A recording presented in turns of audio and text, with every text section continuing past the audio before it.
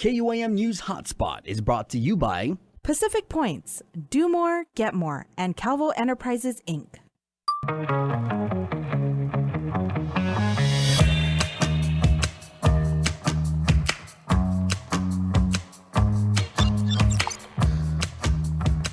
All right, everybody, Hapade, I'm Jason Salas, and like the musical reference says, let me see your Tootsie Roll. This is Tuesday. This is the Hotspot. Let's go. The menu, brought to you by King's Restaurant, always open, always local, and Ruby Tuesday Guam, home of the Fresh Garden Bar. Here is what we are working on you for today, Guam, even if that doesn't make sense as a sentence. 2 local companies are approved for their responsible cannabis identification cards. A Manila fire has injured 1 person Monday afternoon. We're going to give you the very latest. Former Guam resident Brittany Mendoza is making waves as part of Disney's Reimagine Tomorrow. And we bring you candidate conversations. Ken Leon Guerrero and Roy Kanata join me later on. Well, 2 local cannabis companies took a big step forward on Monday with the approval by the Cannabis Board of their responsible cannabis identification cards. They are David Cruz of Pacific Cultivation and Stephen Roberto of Green Flash Guam. Reverend Tax Chief Daphne Shimizu said the next step is to work on their cannabis establishment licenses.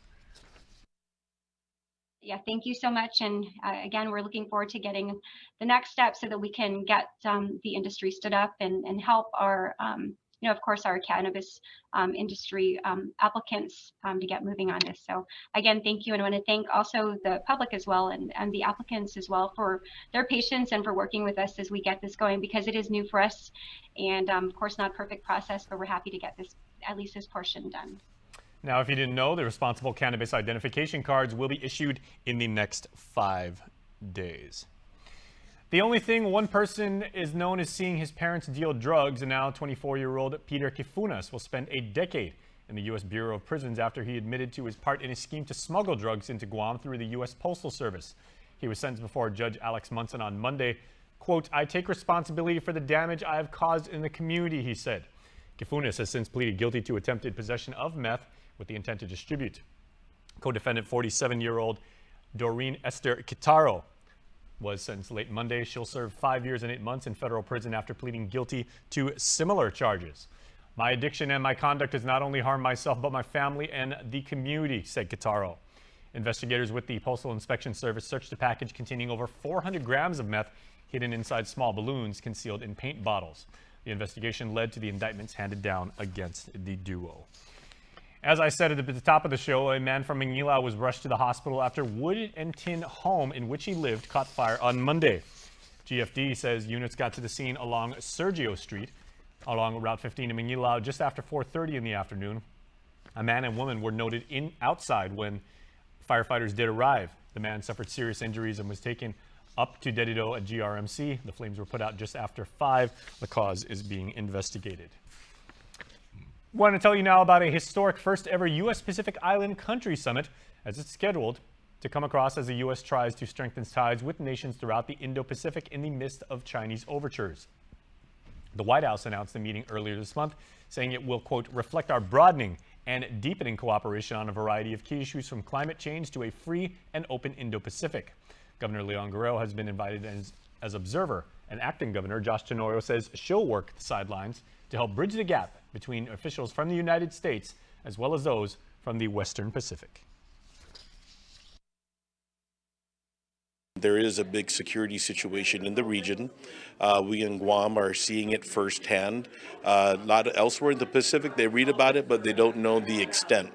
And so I think this is an opportunity for the president to listen and to see what the rest of the Pacific is thinking and talking about. The Chinese threat to the region was underscored when President Joe Biden surprisingly said the U.S. would defend Taiwan against an attack led by Beijing. Tenorio says another major issue is the impact of climate change on Pacific Islands. One of the things I think that that they'll be looking to is the U.S.'s leadership in trying to get emissions down. But I also think it's a contrasting moment for the U.S. because the U.S. is making a lot of progress on reducing emissions, but the greater competition in this region, China, is not. The summit with the president is scheduled for September 28th and the next day at the White House. Well, forecasters are predicting Hurricane Ian could strike Florida as a Category 4 storm later this week. And right now, it looks most of the state's Gulf Coast will be impacted. Here's the very latest. Hurricane Ian previewed its power as it passed near the Cayman Islands. The storm's expected to pass over the western tip of Cuba and then grow into a major hurricane in the Gulf of Mexico, with Florida in its path. Mandatory evacuations are already underway in some of the low-lying areas surrounding Tampa Bay. This could be the storm that we've hoped would never come to our shores. Officials have asked others in the area to voluntarily evacuate, knowing it could take some time to move hundreds of thousands of people out of Hurricane Ian's path. For all practical purposes, get out right now. Okay, everybody needs to go. The National Hurricane Center predicts Ian could bring life-threatening storm surge of up to 10 feet in and around the Tampa Bay area. That's due to the storm's track and the high tide when it is set to arrive. This is like a wall of water coming in, and it will come in very rapidly, very powerfully. This could push houses off of their foundation. Florida officials have been urging all residents to stock up on essentials. At this grocery store in Fort Myers, cases of bottled water disappeared in seconds. The state is facing a storm about 500 miles wide. You're going to have really significant winds. It's going to knock over trees. It's going to cause interruptions. And so that's just the name of the game. Heavy rain will be a factor too. All of it expected to lead to power outages. Hurricane hunters with the National Oceanic and Atmospheric Administration are over the eye of the storm, gathering data. Southern Florida and the Keys may start seeing tropical storm force winds as soon as tonight. Christian Benavides, CBS News, St. Petersburg, Florida. All right, of course, us as Guamanians always have friends and family in the Sunshine State. Our thoughts and prayers to them. Good luck to all of them. Well, back on Guam, former local resident Brittany Mendoza is making waves as a singer and songwriter in California. Her latest project has her putting a twist on a classic Disney tune, all part of the Walt Disney Company's Reimagine Tomorrow project. Jonah Goncharfers has more.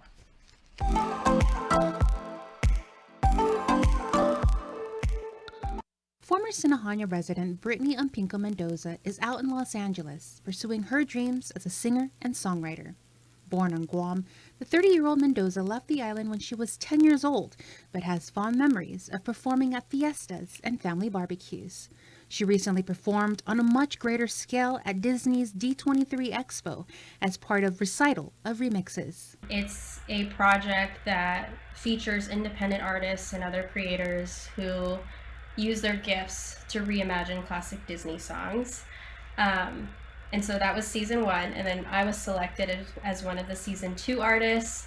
And then Recital of Remixes is actually part of a bigger Disney initiative. The initiative is called Reimagine Tomorrow, which helps amplify underrepresented voices and allowing people to see themselves in the media. For me, this was a huge deal because I'm Chamorro Filipino.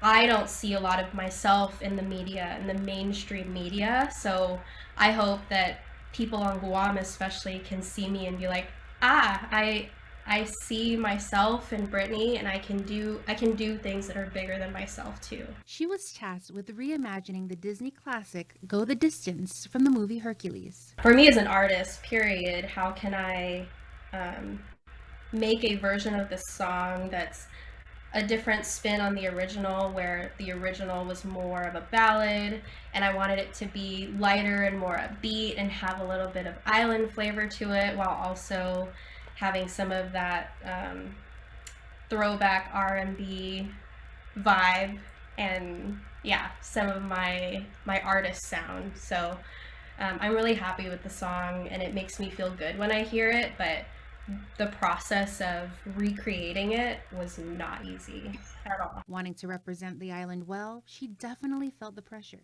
There's a lot of people, especially in LA, who don't even know what Guam is, where Guam is, that there's an indigenous people and language. And so I feel like an ambassador of Guam. I hope that in people hearing my version first and liking it and being curious about who I am as an artist will allow them to learn more about the people of Guam. For now, Mendoza says she's riding this wave of joy and loving it. You can listen to her remix of Go the Distance and the whole EP anywhere you stream music. And to keep up to date with her journey and musical career, you can find and follow her on Instagram at Brittany Mendoza. As for advice she would give to aspiring artists, there's something special about growing up on the island and having a connection to your family and friends. Whether you stay there your whole life or you move out, I'm proud of what I'm doing, and I know that it's been a long journey for me, but I would say keep going and share your art, because yeah, it will find an audience. Jonagan Charfres, KOM News.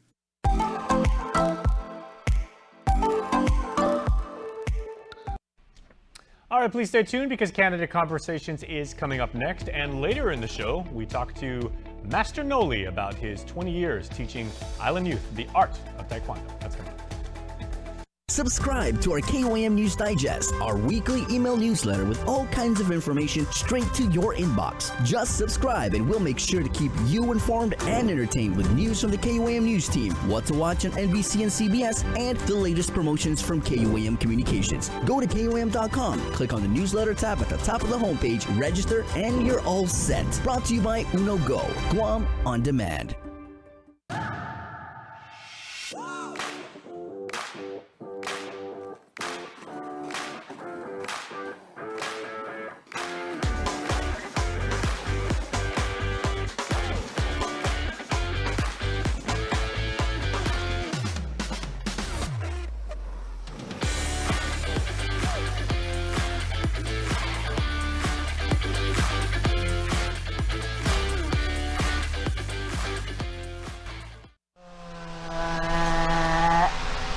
Dance party. Let's go. When inspiration strikes, say yes with the new Priority Unlimited credit card from First Hawaiian Bank. Wherever you shop, whatever you're shopping for, you can earn 2% cash back on everything you buy. From small stuff to big stuff to stuff you want. A card that rewards you for every purchase and helps you stay connected to everything that matters. Today, I'm Kalina from Doc's Cutie College. And I'm Kristen from Doc's Daycare and Preschool. And we are so honored to be caring for the children of Guam. The Governor's Child Care programs help businesses like ours to really focus on the kids. These programs also help nonprofits and after-school programs and grandparents and so many families. Visit www.guamchildcare.com to learn more about the Governor's Child Care programs. This ad is paid for with funds administered by DPHSS. Pacific Points is more rewarding with friends. From now until December 31st, get 300 bonus points for every friend you refer that signs up and earns points. Both you and your friends will enjoy awesome rewards like free Shell fuel, rebates on your IT&E bills, vouchers at Foodies, and United Mileage Plus miles. Plus, earn more points to upgrade your membership tier and enjoy even more exclusive rewards. Learn more at PacificPoints.com or download the app. Pacific Points. Do more, get more. What would Setlu do to protect Island Dono, also known as Coco's Island? Dono hosts many native animals that are no longer found in Guam. The koku, sali, slevin skink, and many other animals live among the native plants in Dono. Brown tree snakes, rodents, little fire ants, and pets can harm native wildlife. How can we keep these few remaining native animals safe on Dono? Inspect to protect. For departing for Dono, inspect boats and cargo for pests and signs of pests. Animal hairs, animal droppings, chewed wires, snake sheds. Use onboard bait stations, close entrances. Look for holes, pathways, and hiding places for pests to enter and hide in your vessel. Keep your vessel clean. Don't leave food out overnight. The Guam Department of Agriculture Division of Aquatic and Wildlife Resources urges everyone to join in the effort to Protehi Islandano contra Icalepla. Challenge the snake. It's news in our native language on the KOAM News Tomorrow News Updates, streaming online on Isla Radio and on the KOAM News YouTube channel. It's part of our ongoing commitment to sustain and perpetuate our language and culture across generations. Tomorrow News Updates are brought to you by your familia at First Hawaiian Bank. Stay on top of breaking news and the biggest stories of the day with NBC News Daily. Get in-depth reporting from across the country and around the world, tips to take care of your health and your wallet, and up-to-the-minute local news. NBC News Daily, weekdays on NBC.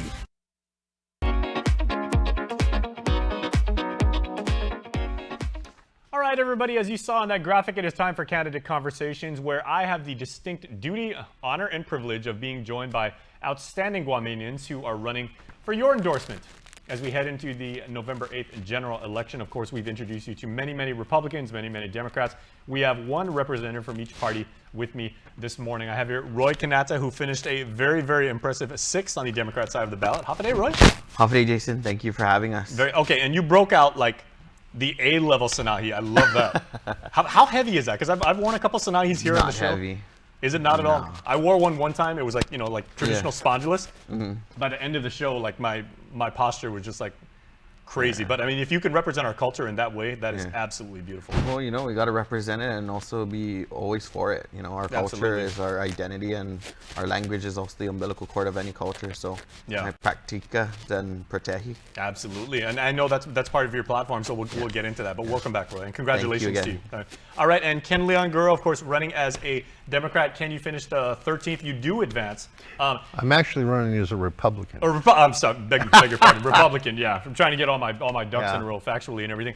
I would say, Ken, it's been a rather interesting last week and a half for you. Absolutely. Yeah. So let's address that for just a second, right? Because you were involved in a little bit of a dust up at the Guam Memorial Hospital board meeting. Yes. Had to go down to the precinct and booked and released, of course, and everything. Some people would say that is the death knell for a political career. Other people would say it's an opportunity with which you can promote your ability to fight for the issues upon which you stand. So go ahead and talk about that. I think it's definitely a confirmation, because this wasn't my first rodeo. Sure. In other words, I have been battling with politicians, political machines, administrations, legislatures for 15 years. And, what happened here is unfortunate, but it shows the level of contempt our politicians have for our people. I received an agenda for a planning meeting, a strategic planning meeting for Guam Memorial Hospital. As you may have known, I've been all over Guam Memorial Hospital since 2012. You have.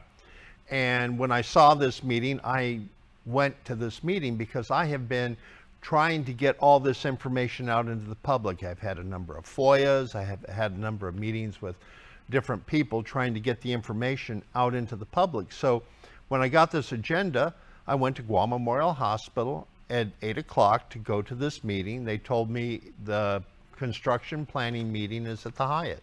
So I had them call the Hyatt and let them know I'm coming, and everything kind of cascaded after that. So if we get a chance to talk about it, I'd love to, because it's symptomatic. Absolutely. So what real quickly though, I can give you 10 seconds for this, but what would you say to your detractors particularly? Because of course your supporters are gonna stick with you no matter what, but the people that said Ken's crazy, that was absolutely, like it kind of flies in the face of public sector, protocol and everything like that. What would you say to them?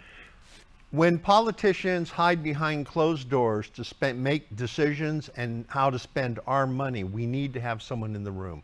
As we saw with the pay raises, a group of politicians met behind closed doors, gave themselves massive retroactive pay raises that cost taxpayers tens of millions of dollars.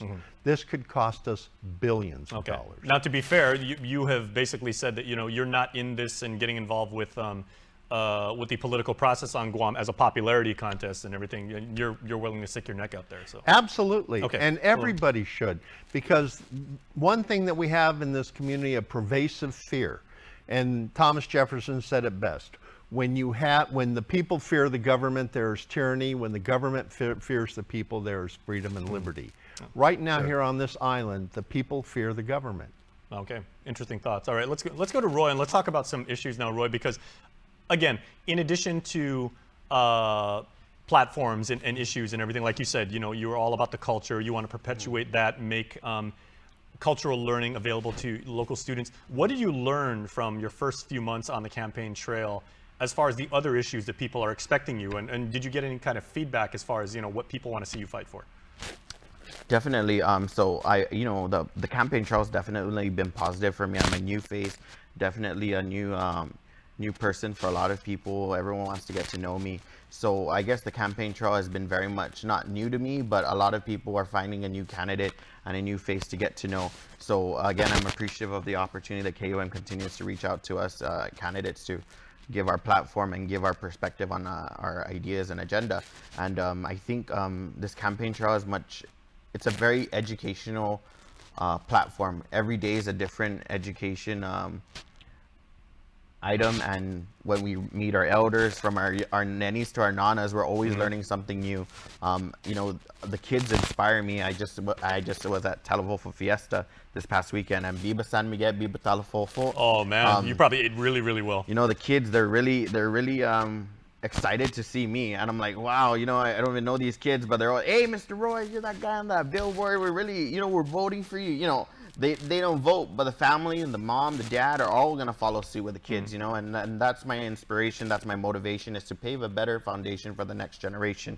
And I'm hopeful with the opportunity to serve the island, I can do good by my people and do good for this island, so that the next generation doesn't face the same problems our generation currently faces. All right, well done. Okay, let's go. Let's aim for 60 seconds for these responses now, and I'll go to Ken for this next question. Ken, a lot of people would say, or they do say, and I would say the data supports it, that crime is on such a rise right now. Like it's only getting worse. So if you are elected as one of the 15, people are going to say, okay, we saw you stick your neck out on the GMH issue and everything. When it comes to keeping residents safe and being able to live a quality of life that we're happy with and everything, what are you going to do to fight crime? Well, the first thing I'm going to do is I'm going to fund the creation and development of 40 to 50 drug detection dog teams. Because right now we have 4. We just recently bought 2 more or 3 more.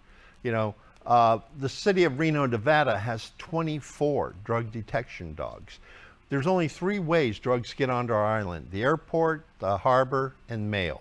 And what we need to do is have 24-hour supervision. Every container before it leaves the port needs to be screened and sniffed. Every package that comes through this island needs to be screened and sniffed, not just when there's a dog on duty. Then we need to have these drug teams go through all government of Guam facilities and schools and everything like they do on the base. On the base, every building is subject to random inspection by drug detection. When you consider how much drugs are trafficked here in government agencies, starting with Homeland Security, where a security guard at Homeland Security was importing meth through Homeland Security. Now, real quick, Ken, follow-up question. Is this doable, given the financial position of Gov Guam now, to augment, customs and possibly like our friends down at the port with more staff, in this case, like you mean canines? Carve out $50,000? 10 dogs would be $50,000. So we got 300+ million sitting in the bank. I'm sure the government could take 50,000 to keep our people safer when we took 20 million to improve the tourist facility at Tumon at Ipao Beach. Really? Okay. That's a priority. All right. Over keeping our people safe. I think we need to rearrange our priorities. Okay, well stated. So Roy, I'd like to talk to you about public safety too, because you said you had a wonderful time down at the Fiesta from the South. I mean, that's an island tradition. You go down there. There's the hospitality. You can go to someone's house who you never know before, and after you finish, amening everybody, they make you feel at home. That's the way we grew up, right? If crime continues, I would dare say that kind of thing, people are going to be like a little bit on edge about exactly who they let into their home, and that's really, really sad. So what do you propose to do about crime? Oh, definitely. I understand where you're coming from. I grew up in a family compound in Barragata, never needing to lock our doors, leaving our door open, because we're in a family compound. Really, we're not that big on what we're going to borrow from each other. More or less, our cars never needed to be locked, right? We just, one click, maybe not even a click, but nowadays we're like psychotic. We got to go lock our door like 4 times before we go to sleep, and even right before we go to sleep, lock it again, right? So I think we all are unfortunately in a position where we're concerned about our safety on a daily, right? And we definitely need to work on it. We need to invest in more personnel, I think. Our officers have been doing the best they can with what they have. So we definitely need to put more funding into the officers and more cycles, so that our officers are not overworked and tired out I agree with Mr. Leon Guerrero that we need to invest in maybe more kennels and more dogs to operate a higher caliber of search and seizure. So, you know, I think we all need to take a proactive approach as well. You know, if you see something, say something, because we all need to work as a community. This is a community effort. GPD cannot be at everyone's house for 24 hours. Yep. I mean, realtor, I think it was the Chambers question, or no, I'm sorry, take it back. I think it was with Mr. Letty. He asked us, what would we do for the business community? And I said, the business community is not the only objective for GPD to be protecting. And it's not just GPD's objective to protect. We all have to do our part. We have to protect each other, be our big brother to big sister for each other. You know, we got to wrap it up real quick. Okay. Yeah, no, that's it. Okay. Thank you. All right, well done. All right, guys, let's talk about island education now, because Ken, I like the fact that you, and appreciate how you brought up $300 million in the bank, right? How that's going to be distributed and dispersed and everything like that. Men way smarter than I am have been trying to figure that one out for quite some time now. How much of that do you want to actually give to public education as far as improving schools, improving the education system itself, you know, recruiting top-notch educators, administrators, and everything like that to hopefully elevate the level of public education? Well, we have three problems we need to address in education. First is our plant is falling apart. Every building is falling apart. We have over $100 million of identified physical discrepancies that have not been addressed. But they've got the funding to address them, but my understanding is they took that money and used it for pay raises. So the buildings are going to continue to deteriorate. That's the first problem we have to address. The second problem is we need to improve the quality of the compensation and benefits for our teachers, because they are leaving us in droves. I mean, I think we had a recruitment, DOE was trying to replace 300 people before this school year started. And my daughter-in-law is a teacher. I know she's getting reach outs from communities in the mainland, but fortunately she's going to stay here because this is her home. We need to keep our teachers here. We need to make them want to stay here, and we need to improve their skill set, because they are creating the next generation of leaders, and they don't have the tools to do it. All right, well done, Ken. So Roy, your thoughts on public education. You are a product of public education, right? Correct. Yeah. I graduated from Simon Sanchez. You're also an alumni from That's there. right. Our school is literally falling apart, Yes. man. I mean, you know, and that's not, you know, we're not just being like homers as far as, you know, home of the Sharks and everything like that. I mean, it is one of several campuses, that probably being the foremost among them, that really needs help. So what are you proposing? So first and foremost, my mom's a teacher. Thank you to all the educators, all the faculty and staff that continue to pave the road for the next generation. Yes. We are appreciative of each and every one of you's continued support and efforts. So definitely, we again need to invest in the dignity of our teachers and our faculty and staff. You know, we honestly are always giving teachers the upper hand in the educational side, right? But we've always unfortunately forgotten about the faculty and staff. They're half the time always missing out. They're always that 1% that skipped out on a lot of opportunities. So I think we need to invest in our school maintenance programs. We can buy beautiful schools like JFK, but if we don't have maintenance plans for our island's buildings and facilities, it's just gonna crumble. Give it another 10 years. It's beautiful when we do ribbon cuttings and everything. We see the plans, just like the museum. They're beautiful buildings, but once we have them, we fail to maintain them. Exactly. We have good point. Mind my language, bird shit falling from the ceiling. We have classrooms with ceiling tiles. I was in classrooms without ceiling tile. We had sky roof like this. It was supposed to have ceiling tile, but it never had ceiling tile because, you know, they don't have enough funding. You know, DOE is a huge complex operation. I applaud Francis Santos for taking the helm of it right now, but we definitely need to work with DOE, and not only the administrators, also the teachers and the students. The students will answer. Okay. You ask them, they'll answer to you. All right. Thank you, Roy, for stirring comments. All right, let's go to our video questions now. And the first one comes to us from Jonathan right over there in Compadres Mall.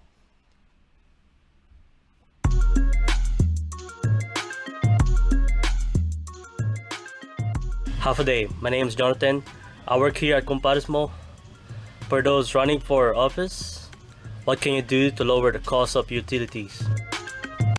All right, so let's go to Ken first. Jonathan, of course, asking about island utilities. A lot of people, obviously, power, water of critical importance. Internet, too. Yeah. a lot of people believe is a core utility. Yeah, but let's focus on the ones that government of Guam controls. Sure. And the ones that government of Guam controls are water and power. I'm in favor of selling the utilities like we sold Guam Telephone Authority. In fact, Guam is one of the rare areas where the government still owns utilities. And as we know, government is not the low-cost provider in things like this. Government of Guam doesn't have the bonding skills that something like California Edison has. California Edison can borrow money cheaper and more money, and plus they have a deeper bench of skill sets that they can bring out here to Guam. We need to look at what the core missions of the government of Guam are, eliminate the things that are not part of the core missions of government of Guam, because we regulate it. We regulate the utilities, we regulate the prices, but what we can't regulate is the cost. You would think that by now, after all this time, we do a better job at regulating the cost of our utilities, but we don't, because it's politics. All right, very fair. Thank you, Ken. I know comparable market sizes to ours too. In many states, they use the co-op model too, so yeah, that might be something to consider. All right, Roy, your thoughts on how to lower the cost of utilities, especially in days like this where everything's going up. Well, definitely. So thank you for that question. So I think we need to invest in free, right? In free power source.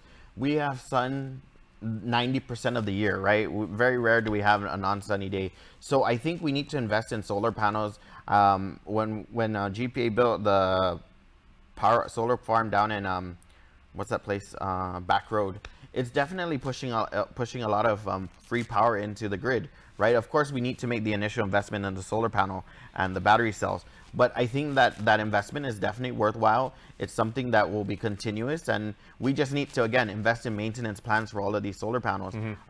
I think we also need to invest on roofing our facilities so that we can also mediate the temperatures in classrooms and the GovGuam buildings. Again, the government buildings are going to be easy to make MOUs with to establish power grid sourcing for the schools. I think also we can invest in, I was in Arizona this past summer, so I think we can also get parking lots established for solar panel grids so that they can also be powering up the buildings that are there. Because parking lots are huge absorbers of the solar energy. So we got to wrap up, Roy. Okay. Yeah.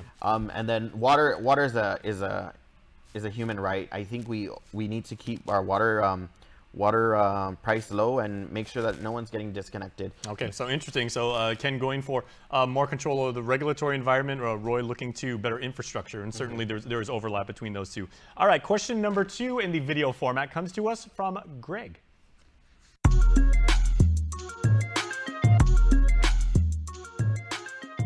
Hi, I'm Greg and I'm from Tamaning. My question for the senatorial candidates is, what are you going to do to bring more visitors to the island? All right, Ken, I'd like to start with you. And you were rather bearish a few moments ago as far as the spending on what goes into tourism, but certainly tourism a critical part of our island economy. So if elected, what ideas do you have to attract, or I guess I should say re-attract visitors to Guam? Well, one thing we have to do is we have to clean up our tourism, because in 2019, when we had record tourism, the spend was down because we were not attracting high quality tourists. We were attracting the bargain tourists. So we need to address the concerns that the high quality tourists were raising, and it was the bathrooms and the trash, and the lack of experiences here. Now, I just saw this the other day. I was down at Petey Bomb Holes, and I asked one of the tour guides, because they had all these tourists there and the bathrooms are locked. I said, where do the tourists going to the bathrooms? And he pointed out, and there were a couple of men squatting out there in the water, just off Fish Hole. Wow. Fisheye. That's what the tourists are taking back. Yeah, and that's what the tourists are taking back.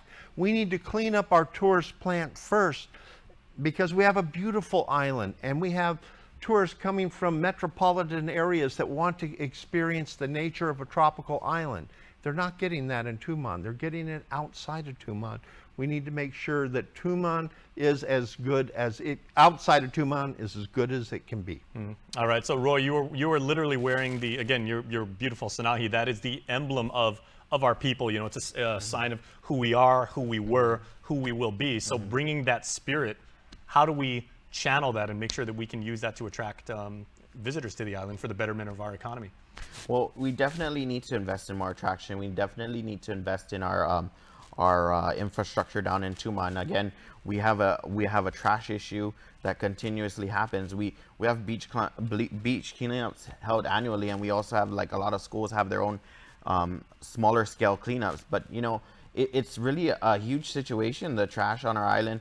The parks, we need to invest in our parks again. A lot of our parks in EPAL, just the general parks around the island, half of them are locked up. The restrooms are inaccessible. If the restroom's accessible, only one toilet works. There's no lock on the restroom. So we definitely need to invest in parks and recreation, and invest in our hotel industry, because our hotel industry is quite aged. I mean, a lot of our hotels, we only have probably Dusit Thani, who's made huge investments, and Subaki. Other than that, we really don't have anything new. I mean, we have Tagada, but the hotel industry needs to step it up, and we need to have more investment in attracting our tourists. And we just need to work with GVB and also the visitor industry, and also get the social media game changers. TikTok is a huge stepping stone for the market. I think GVB executed it well this past pandemic with getting a lot of... Sorry, Roy, you're out of time, but yeah. good thoughts, especially on TikTok. I know that's a huge thing, especially for the Asian market. All right, our third and final video question comes to us from Ira, who works in emergency services.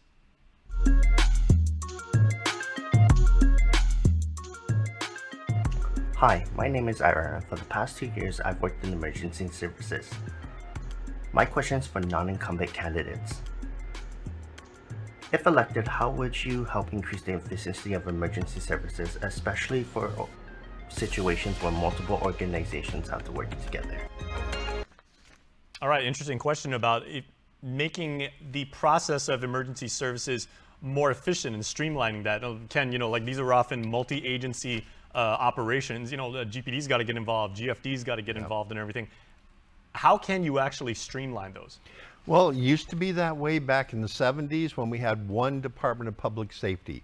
And under that model, fire and police and ambulance services were all under one leadership. And now we have 3 or 4 different, we have the airport police, we have the harbor police, we have the Maine police. We've created more leadership positions without giving them the staff they need to do it. We need to get back to one model, and we need to improve the logistics, because if we were to incorporate the National Guard in it and use their helicopters, we'd have our own life flight, so that when people are seriously injured down south or extreme areas in the north, we could get them to the emergency services much faster. We need to look at how we can take our limited resources, blend them together so that we respond to emergencies with one voice instead of many. Very well. Okay, consolidation, basically. Okay, Roy, your thoughts on emergency services. Should our people ever have to avail of them and making them run as smoothly as possible?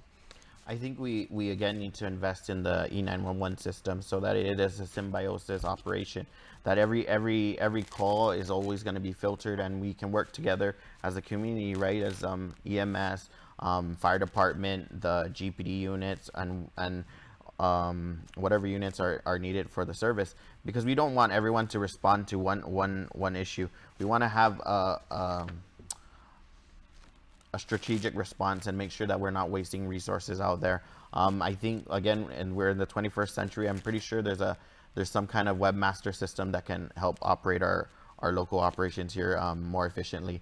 I think we just need to upgrade the E911 system and have all channels connected so that we can all respond as one people, one island. There you go, centralized dispatch. Yeah. All right, we are out of time, unfortunately. I wish we could go on for the rest of the day, because fantastic conversation with both Roy Kanata and Ken Leongoro, representing the Democrat Party and Republicans. I got that right half the time. Well, we wish the both of you continued success as we head to the general election, and good luck to each of you and your teams and your families, because I know it takes a lot of people to run a campaign. So congratulations and good luck, gentlemen. Thank you. All right. Thank you so much. Please stay tuned. I am going to talk to a buddy of mine, Master Noli Kaluwag, who's been now teaching Taekwondo on the island for 2 decades. We'll talk about that when we come back. Get up-to-the-minute news, plus access to alerts, streaming radio, promotions, and more on your mobile device by downloading the KUAM News mobile app, available at the App Store now. Off today, I'm Kelina from Doc's Kitty College. And I'm Kristen from Doc's Daycare and Preschool. And we are so honored to be caring for the children of Guam. The governor's child care programs help businesses like ours to really focus on the kids. These programs also help nonprofits and after-school programs and grandparents and so many families. Visit www.guamchildcare.com to learn more about the governor's child care programs. This ad is paid for with funds administered by DPHSS. This year, we're expanding our Decision 2022 platform to include comprehensive coverage of the election in the Northern Marianas. Stay with KUAM News for candidate conversations on Pacific matters, interviews with the gubernatorial teams, coverage of debates and forums, and live coverage on the general election night. We're your news leader, the voice of the Marianas. Stay on top of breaking news and the biggest stories of the day with NBC News Daily. Get in-depth reporting from across the country and around the world, tips to take care of your health and your wallet, and up-to-the-minute local news. NBC News Daily, weekdays on NBC. It's news in our native language on the KUAM News Tomorrow News Updates, streaming online on Isla Radio and on the KUAM News YouTube channel. It's part of our ongoing commitment to sustain and perpetuate our language and culture across generations. Tomorrow News Updates are brought to you by your familia at First Hawaiian Bank. Watch Mariana's artists, activists, and visionaries and their quest to protect, preserve, and promote our Chamorro culture on The Culture Club, a weekly feature on KUAM News digital platforms and the KUAM News Weekend Edition. Brought to you by Tropical Ice. The Culture Club, winner of the 2022 Regional Edward R. Murrow Award for Excellence in Diversity, Equity, and Inclusion. As the Decision 2022 race shapes up, keep it with KUAM News for all the news you need to know as you head to the polls. From weekly candidate profile analysis on the Hub on KUAM News HotSpot to our online candidate directory on KUAM.com, special features on KUAM Digital and KUAM News Primetime, plus live coverage of forums and debates. We're your one-stop source on every platform. Stay informed with KUAM News, your news leader, the voice of the Marianas. Stay on top of breaking news and the biggest stories of the day with NBC News Daily. Get in-depth reporting from across the country and around the world, tips to take care of your health and your wallet, and up-to-the-minute local news. NBC News Daily, weekdays on NBC. KUAM News, winner of the 2022 Regional Edward R. Murrow Award for Excellence in Diversity, Equity, and Inclusion for the Culture Club. We are talking sports now here on the show, and it's been 20 years since a very, very devoted and learned member of our island community began the arduous task of instructing largely young people into the martial arts. Now, Master Noli Kalawag is 2 decades into this very, very wonderful task, and he is joining me right now on the KUM couch. Master Noli. Thank you, Very Jason. good to see you. I have not seen you in a really long time, but I got to tell you, you look exactly the same as when I first interviewed you 20 years ago. Well, thank you very much, Jason. Very happy to be here, and thank you for having me. Okay. And so many people on Guam know you as, yeah, that's Master Noli, that's the Taekwondo guy and everything like that. Obviously, your own passions and your own dedication extends so far beyond this, but everybody knows that you're improving the lives of young people and really teaching them that martial arts isn't just, go break a bunch of bricks or, go shatter this wood or anything or, know how to fight and everything.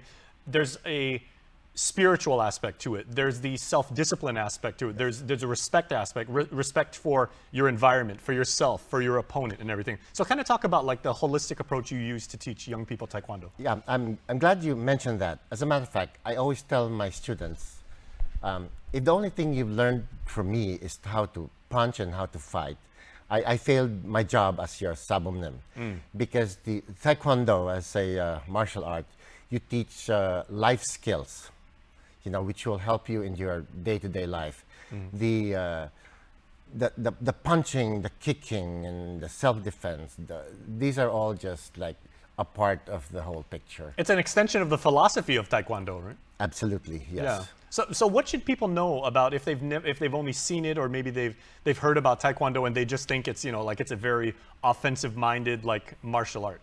Well, Taekwondo is a really nice family activity, and everybody can actually excel in Taekwondo, regardless of your age or your sex. Well, here we have some of your finest students. I mean, these are your black belts. Oh yes, that's actually my son. Yes. Okay, so Yeah. He's been learning this a lot, you know, Yes, literally, he was born and it's like, okay. Yes, yes. Yeah, as you can see, if a girl enrolls in a school for Taekwondo, she learns self-defense, you know, and then they learn confidence. You know, as parents, we want our children to excel in something, anything. Taekwondo can achieve that goal. From physical health to mental health. It gives them the confidence that they can do anything they want to put their minds on. Absolutely. And 20 years, Master Noli, is such a long time. So do you still keep in touch with, you know, some of the students you had in like year one? And, you know, do they come back and do they help you in teaching? Yes. As a matter of fact, we do tournaments at the mall. You know, we've done over 50 in the last 20 years. And they watch us every now and then. I taught Taekwondo as a physical education course at UOG. And I've been teaching the children of my students now. They were freshmen and sophomores. Yeah, time flies. So you can share stories with them. It's like, yeah, you know, you've actually got better form than your daddy did, or you know, like. Absolutely, yes. How do the parents feel about that? Oh, they love me, they respect me, you know, and they trust me, and it's a good feeling. At the end of the day, I made a difference in the life of a child, and in this case, in the life of several children, thousands of children. Yes. Now, most self-respecting teachers would say that they always learn something from their students and the pupils under their tutelage and everything. So how have you grown as, you know, as a practitioner of sports, as a martial artist, and you know, also as a teacher? Oh, absolutely. I learn from my students every single day, not just from the black belts, but from the parents and also from the children. When I opened the school, I was not very confident that as a teacher, because I haven't been teaching Taekwondo. I've been practicing Taekwondo. So I had to learn it from the child's point of view. I have to now teach a small kid how to kick, how to stand. So essentially, you had to learn your craft and your martial art all over again from a different perspective. I had to learn how to teach. It's like just because you're good at something doesn't mean you'll be good at teaching at it. They're like the best NBA players are not necessarily the best coaches or trainers. Exactly. And you know, I guess one analogy I can make, Master Noli, is, you know, the late Pat Morita, the actor in Karate Kid. He said that he was actually a martial artist before they made the movie, and he knew how to practice it, but then as a teacher, he had to completely relearn all over again. Yes, like a magic slate, you have to remove everything, yeah, and you have to look at it from their perspective. But he also said that was possibly the best thing that could have ever happened to him, because he then understood his craft so much more. It just completes the journey as a martial artist. So now that you're 20 years in, what does the next 20 years hold for you, your family, and your practice? Well, you're not getting any younger, but at the same time, you're still doing this with as much gusto as I've ever seen. Oh yes, I practice every day. I stretch. I can still do the full splits every morning, you know, and we just celebrated 20 years. Every time we graduate a new batch of brown belts to black belts, I have a new batch of white belts. It just keeps me going. The young kids, 5 years old, 6 years old, they just keep me motivated to continue. Hopefully we'll make it to the silver anniversary. Absolutely, and we can't wait to have you back here on the KUM couch and talk about 50 years in. Well, thank you. Yeah. Well, you know, given that Taekwondo, I mean, it's an ancient art, and martial arts don't change that much, if ever, like through the passage of time. Has Taekwondo changed in the 20 years since you've been a teacher? Actually, it has changed a lot.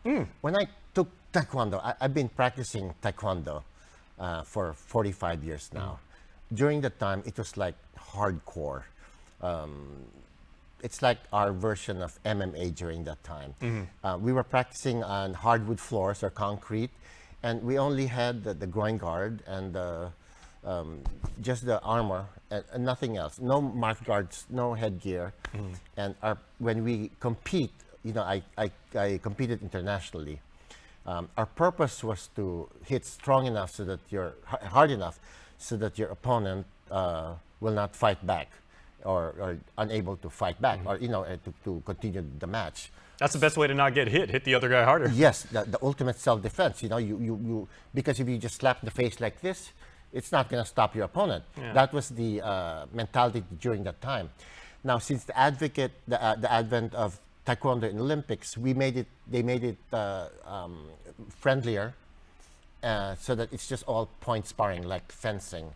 So just more accessible, perhaps, or yes, so that now more people practice Taekwondo. It's not as brutal as hardcore as back then, but because of the way they changed it, it became more popular to the masses. I may not agree everything what they did, but you have to go with the flow, or else you will.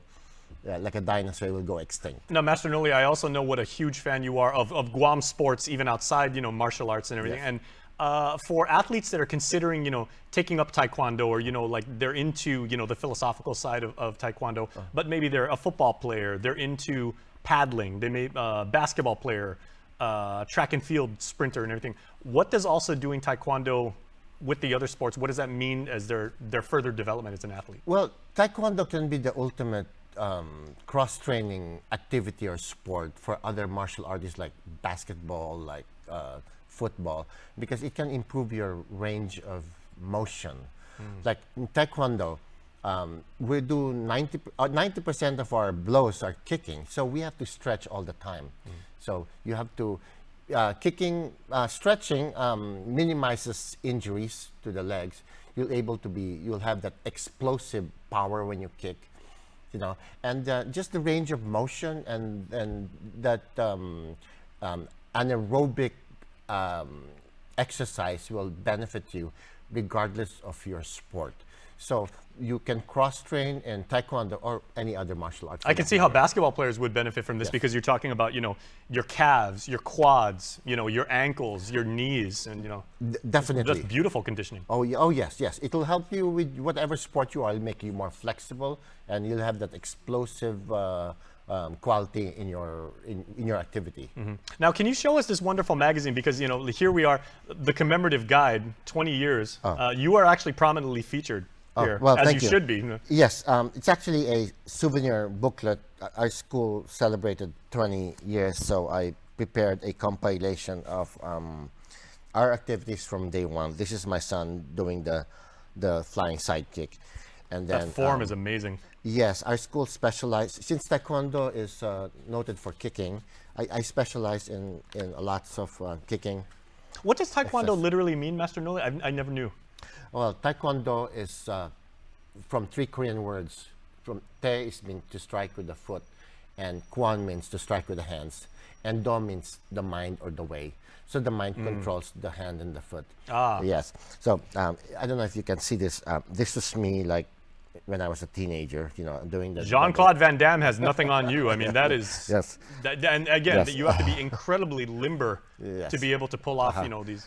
So I prepared all this, and I can see this. There you go. I thought that was no retreat, no surrender until I saw your face on that. Yes. And then it just shows how many students I've taught over the years. We have the group pictures at the mall. And this is literally your resume. These the number of lives that you have been able to impact in positive ways through the beauty of sports. Yes, I organized like 2-3 tournaments island-wide at the mall. We had the sparring tournaments, the forms tournaments, flying sidekick. We do the breaking tournament, the hand breaking tournament, to make it more fun teaching the kids. Are you able to quantify how many youngsters that you have taught in 20 years? I average about 100 new students a year, so I've taught more than 2,000. More than 2,000. That is really, really impressive. Yes, more than 2,000, more than 1% of Guam's population. Well, that's beautiful. So 20 years that you have been really, really making a wonderful impact on Guam's sports community. And Master Noli, we congratulate you and we thank you for what you're doing for our community, and we wish you an amazing next 30 years, because I'm still going to be here. I'm pretty sure. So I'm looking forward to that interview in 2052. Well, one step at a time. Let's do the silver anniversary first. Yes. 5 years. All right. So Master Noli, 20 years, educating the youth of Guam into the right way to do martial arts and developing in them a love for sports that never goes away. So congratulations once again. Thank you, Jason. All right. Please stay tuned. There's much more show coming up after. Pacific Points is more rewarding with friends. From now until December 31st, get 300 bonus points for every friend you refer that signs up and earns points. Both you and your friends will enjoy awesome rewards like free Shell fuel, rebates on your IT and e-bills, vouchers at Foodies, and United Mileage Plus miles. Plus, Plus, earn more points to upgrade your membership tier and enjoy even more exclusive rewards.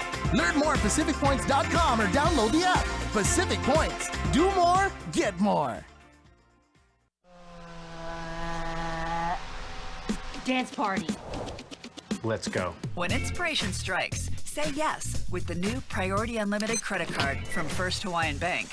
Wherever you shop, whatever you're shopping for, you can earn 2% cash back on everything you buy. From small stuff to big stuff to stuff you want. A card that rewards you for every purchase and helps you stay connected to everything that matters. There's epic, then there's ultra epic. Capture life in vivid resolution with Galaxy's most advanced camera system and the built-in S Pen that puts you in control. Every moment, every angle, from sunrise to sundown and beyond. More striking, more stunning than ever. Find the Samsung Galaxy S22 Ultra at your nearest iTunes store or online at ite.net and change the way you work and play. Entertainment is a wonderful thing, and there's a lot going on in the world of high entertainment on the boob tube, on the silver screen. Oh yeah, I can say boob tube, all right? You heard what Roy said earlier, so I can certainly get away with that. All right, here's what's happening in entertainment. So few brands have meaning anymore. The second season of The White Lotus returns to HBO October 30th, this time set at a resort in Sicily. Most of the cast is new, but Jennifer Coolidge and John Grease return as Tanya and Greg. The first season recently won 10 Emmy Awards.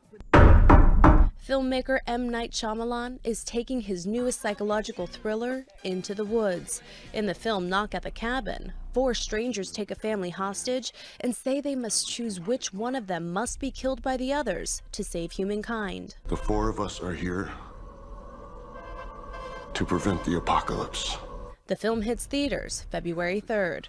And India Madhavu will play the younger version of Queen Charlotte in the new TV series, Queen Charlotte, A Bridgerton Story. Fans of the original Bridgerton have come to know Golda Rosheuvel as the Queen. The two actresses work together in the new series that chronicles Charlotte's rise to prominence and power in Britain's Regency era. We have this wonderful kind of tag team where we high-five each other. Do you know what I mean? And the baton is passed on, which I think is a real beautiful metaphor for the older and younger. Do you know what I mean? It's really cool. I love it. No word yet on when the Queen Charlotte prequel or Bridgerton Season 3 will hit Netflix for streaming. That's your eye on entertainment. Trinity Chavez, CBS News, New York. And if you're wondering, yes, indeed, that was Thandiwe Newton from Westworld. Man, we had Batista on our show. We had Jennifer Coolidge. Yeah, it's Jennifer Coolidge. I love Jennifer Coolidge. She's awesome. All right, I love when we do entertainment news. All right, speaking of entertainment, we want to send you to the movies so that you too can partake of an amazing film on the silver screen. And all you got to do is answer this question: who is the star of the film Don't Worry, Darling? Don't worry, darling. No, that's even the wrong lyric. It's Don't Worry, Baby. But Don't Worry, Darling. It's a movie. And who stars in it, who also has a career as a pop music superstar. This person sings way better than I just did. I sounded like a cat being castrated. But Don't Worry, Darling is starring a particular pop star. We need to know who that is. So please email me. My email address is jason@kuam.com, or you can DM us. You can slide into our DMs, as the kids say. We are at KUM News. Even Joser may answer the question. So Don't Worry, Darling. Who is in that movie and who is also a pop star now taking their talents to the silver screen? We want to know what you think because we want to send you to the movies. And of course, thank you to Miss Constance Kamat and our friends over at Tango Theaters for hooking us up with that. All right, by the looks of it, I think we are just about out of time. So thank you for watching as always, everyone. We had a great show today. Hope you guys enjoyed watching it as much as we did bringing it to you. Remember, you can watch any of our shows on our Facebook page and on our YouTube channel. We're also rebroadcasted later on in the day on KUM TV. Have a wonderful lunch. I don't know about you guys, but I'm pretty hungry, so I'm gonna go eat some chicken. Bye. Have a wonderful Tuesday.